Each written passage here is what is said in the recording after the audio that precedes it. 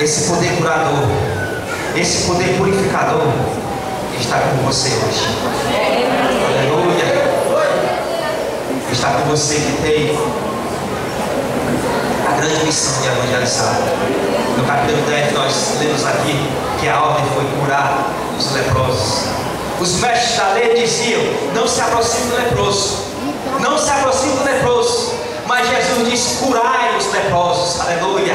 Olha aí, irmãos, aqueles que eram desprezados da sociedade, Jesus disse: vá lá, dê uma nova vida àqueles que estão sendo desprezados da sociedade. E talvez hoje em dia você não veja mais um leproso aí pela rua, mas você vê aquele que está padecendo pela pior enfermidade que existe hoje, que é a enfermidade do pecado. E assim como a lepra não tinha cura diante dos médicos, o pecado não é curado no hospital, mas o pecado é curado pelo sangue de Jesus Cristo. Aleluia. E você tem um remédio, você tem um remédio nas suas mãos: Jesus Cristo de Nazaré. O sangue de Jesus está sobre a tua vida. De graça recebeste, de graça dai. Louve ao Senhor nesta noite por isso, porque Jesus conta com você nesta terra. Aleluia. Aleluia. Imagine só a alegria daquele homem. E muitas vezes, irmão, as pessoas talvez fazem parecido. E fulano de tal não tem jeito não. Olha aí, plena segunda-feira, já está desse jeito. Isso aí não tem jeito. Não tem para o homem.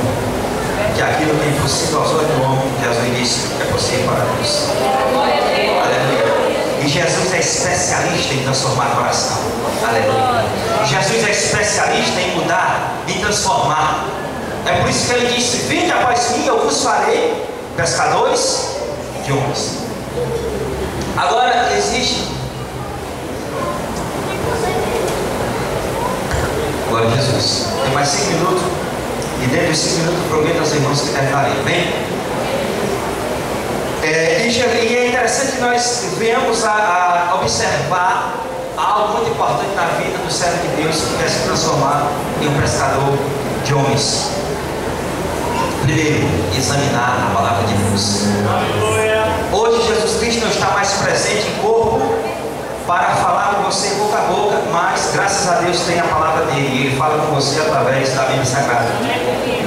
E os ensinamentos que os discípulos receberam de Jesus, boca a boca, face a face, você recebe examinando a Bíblia Sagrada, participando do culto de doutrina e participando da escola bíblica dominical. Cadê os alunos da escola bíblica dominical? Faz assim: glória a Jesus, estão no caminho certo. Aleluia. Louvado seja Deus.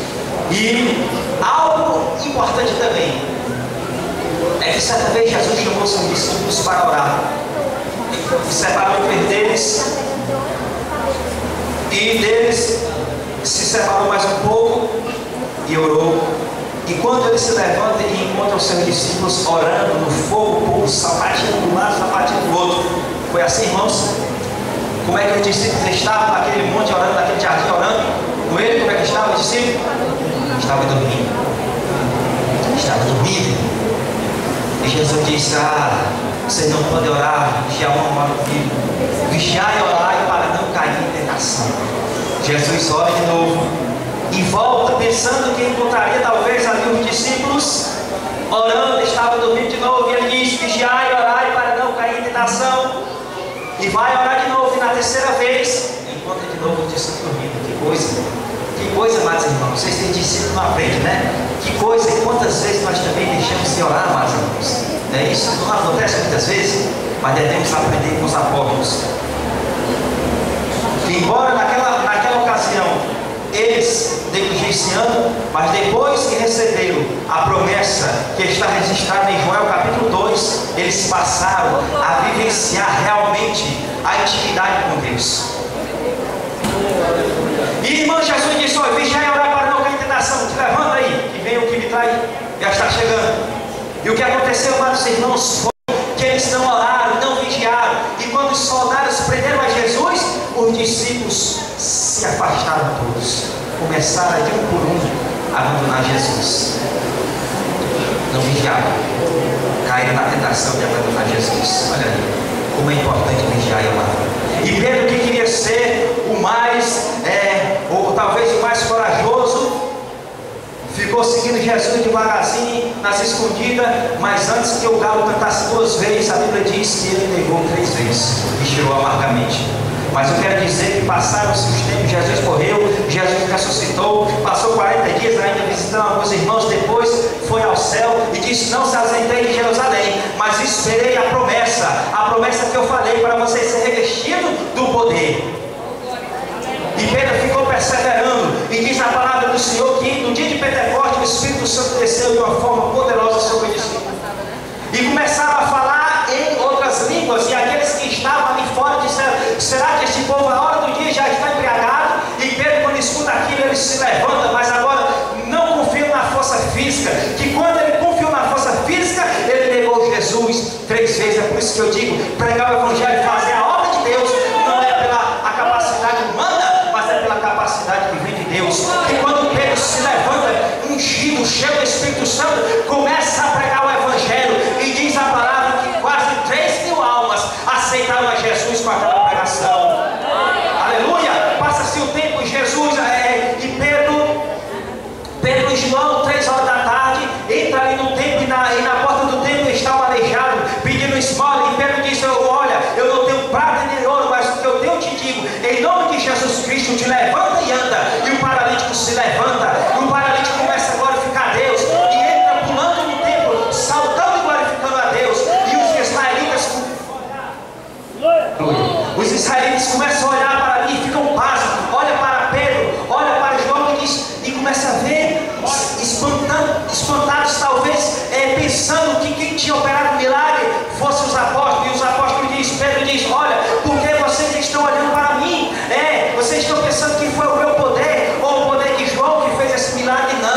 Não foi, mas foi o nome de Jesus Cristo que deu saúde a este homem. O Jesus Cristo, aquele mesmo que vocês entregaram para morrer na cruz do Calvário. Então Pedro começa a pregar, cheio do Espírito Santo de Deus, e passa-se o tempo ali no templo do Senhor, e Pedro e João foram levados, aprisionados, e diante ali das autoridades, eles não se acovardaram, eles não deixaram de pregar o Evangelho. Eles disseram assim: olha, nós vamos fazer o seguinte com ele, vamos ameaçar para que eles se calem. Mas Pedro disse: não, nós não vamos deixar de fazer a vontade de Deus para fazer a vontade de vocês. Eu digo a vocês, amados irmãos, que Pedro começou a pregar o Evangelho sem medo agora de morrer. Antes de ele receber o revestimento de poder, a promessa, ele teve medo de morrer, por isso que negou Jesus. Mas quando ele se encheu, quando ele foi revestido, capacitado pelo Senhor Jesus,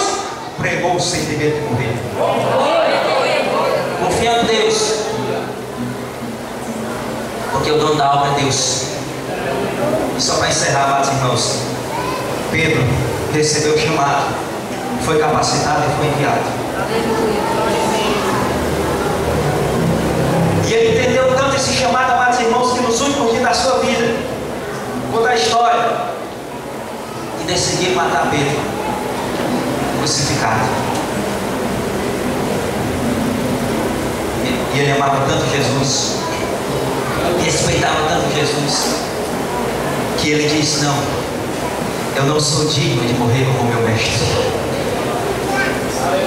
Prefiro ser crucificado de cabeça para baixo, porque eu não sou digno de padecer como meu mestre.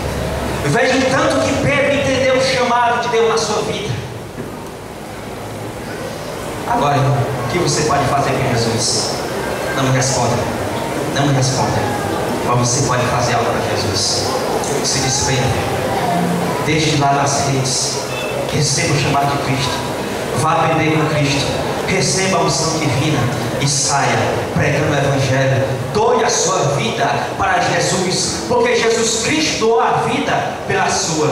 Aleluia. Deus deu a vida do seu Filho Jesus Cristo para morrer no seu lugar. E agora nós devemos também doar a nossa vida aqui na terra para ganhar uma vida junto com Deus lá no reino celestial. Que Deus abençoe os irmãos e orem pela minha vida, a vida da minha família. Agradeço a oportunidade em nome de Jesus.